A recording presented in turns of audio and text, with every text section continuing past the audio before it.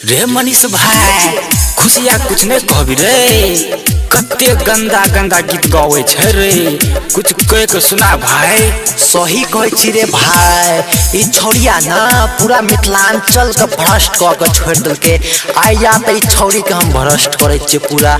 गे खुशिया सुन, हरे राम राम राम हरे हरे कृष्ण कृष्ण कृष्ण हरे।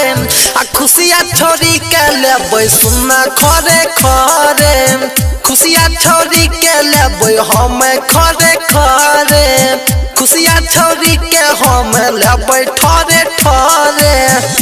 कृपया ध्यान दे, एक आवश्यक सूचना, जितने भी खुशी नाम से लड़की हो कृपया अपने दिल दिमाग पर मत लीजिए। कृपया ये गीत है खुशी यादव मैथिली गायिका, जो बहुत ही अच्छा भ्रष्ट गीत गाती है।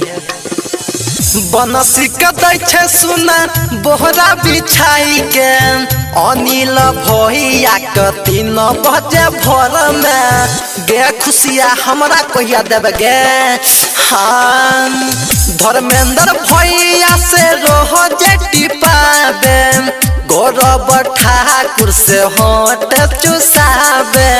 बौआ तो भेलै वकरा जोरे जोरे गोरे, बौआ तो भेलै वकरा जोरे जोरे गोरे।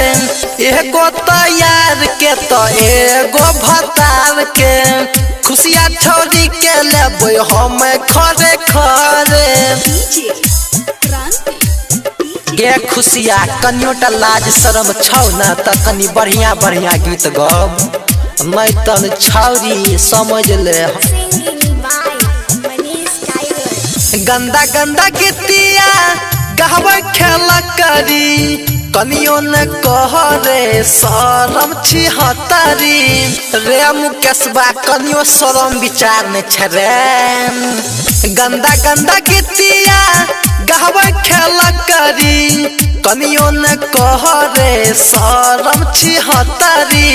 मनीष टाइगर गावे साचे साचे बतिया, मनीष टाइगर गावे साचे साचे बतिया। वीडियो में खुशिया हिलावे खूबे छतिया, खुशिया छोड़ी के हम लेबै खरे खरे। पक्का लेबो गे छोड़िया, नहीं तो संभल जो। Mix by Manish tiger.